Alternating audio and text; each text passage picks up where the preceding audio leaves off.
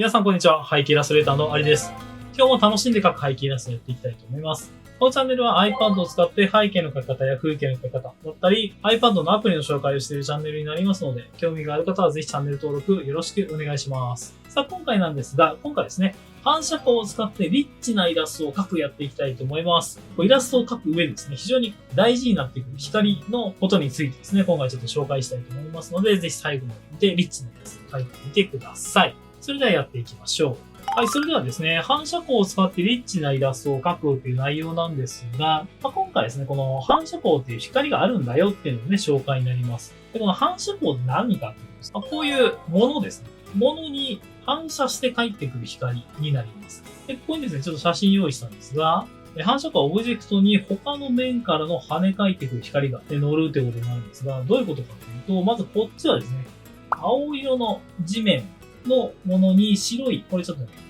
セピアかかってますが、白ですね。だと思ってください。ものをね、乗ってる場合はですね、上の面はね、セピアですが、になってますが、下の面こう見てみるとですね、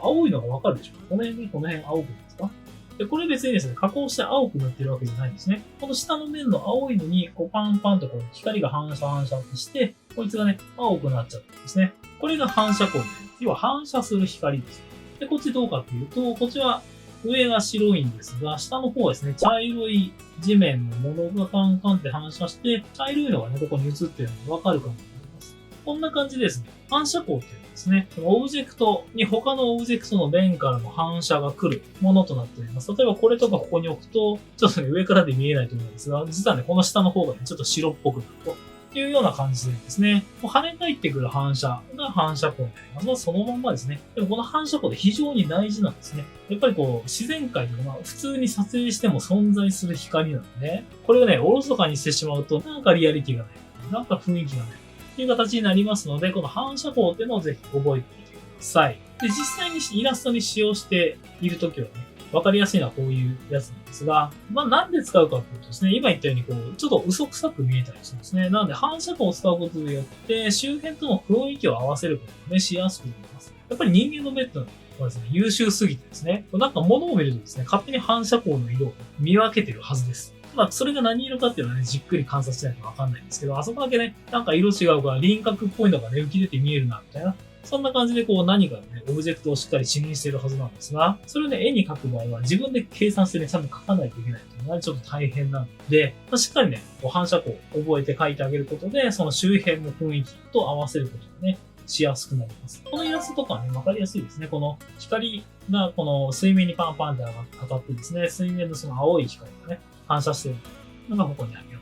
これが反射光ですね。で、今回この青色で描いてますけど、この青色だけじゃなくて、いろんなね、例えば違うところ、例えばこの辺とかに、ね、違う色とか、この奥にですね、違う色の何か物体があったりすると、こいつにもですね、その色が少し乗っかるっていうことですね。そんな感じでですね、他の色を入れてあげるとですね、色数が増えるっていうことは情報量が増えるので、その分ね、リッチなイラストになりやすいですね。なので、やたらめったらね、いろんな色を置くっていうのはちょっと問題だと思うんですが、いい感じにちょっと色数足したいなって時とかは、ちょっと背景の色を変えてみて、その色をね、ちょっと反射させてあげたりとか、キャラクターにね、したりすると、かっこいい感じになったりしますので、うまくですね、背景とか、そういうものの色を組み合わせてあげることによって、かっこいいイラストを描くことができるんじゃないでしょうか。で、今回この水からの反射もあるんですが、これね、ちょっと反射する色をマゼンタっぽく変えてみました。で、すると、イラストのイメージが結構変わりますよね。なので、この反射光によってですね、このイラストの雰囲気とか、イラストへのこのイメージっていうのはですね、結構ガラッと変わっちゃうんですね。だから先ほども言ったように、後ろの背景のように何を置くかっていうのは結構大事ですね。なんか 3D とか映像、映画とかですね、わざとその反射するために、かっこいい色をね、入れたりするためにそういう色を置いてみたりとかね、やっぱそういう舞台の組み立てをしていると思いますので、そんな感じですね。絵を描くときにですね、なんとなく置くんじゃなくて、こ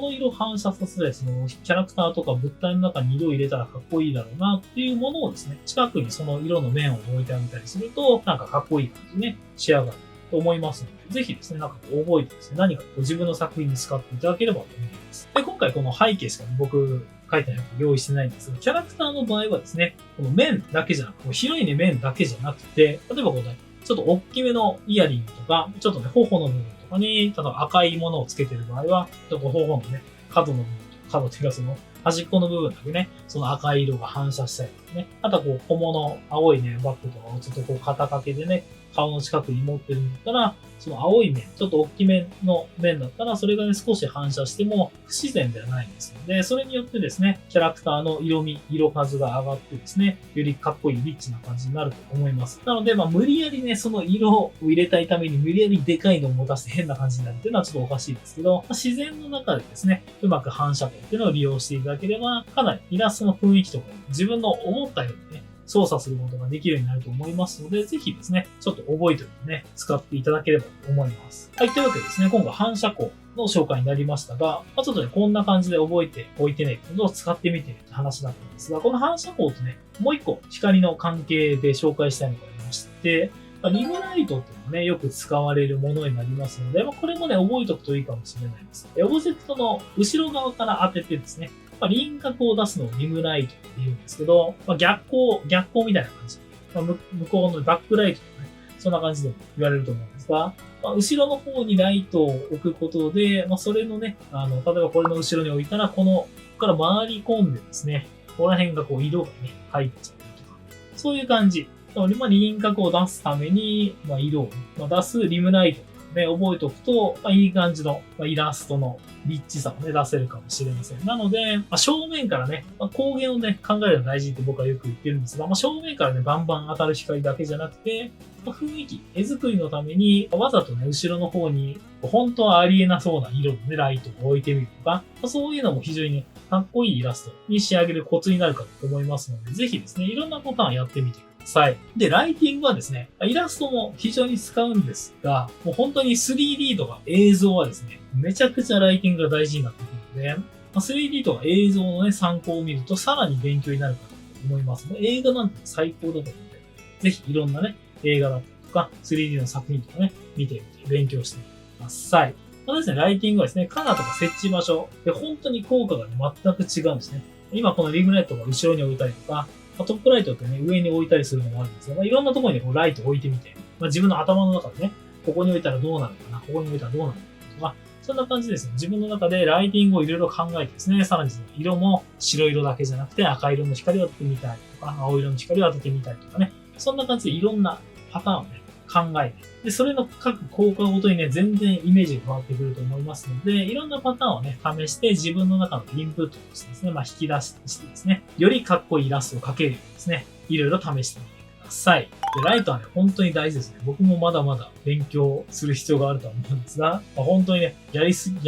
始めると面白くて仕方がない分野なのでね、ぜひ皆さんいろんなライトを研究してみてください。今回の動画が良かったや参考になったよという方は、ぜひチャンネル登録、高評価の方もよろしくお願いします。また通知のボタンを押していただけると嬉しいです。ウェブサイトやっておりますので、ぜひ概要欄からご覧ください。SNS やっておりますので、フォローしていただけると嬉しいです。また僕のイラスト販売等もしておりますので、概要欄からご覧ください。それではまた次回の動画でお会いしましょう。背景イラストレーターのアリでした。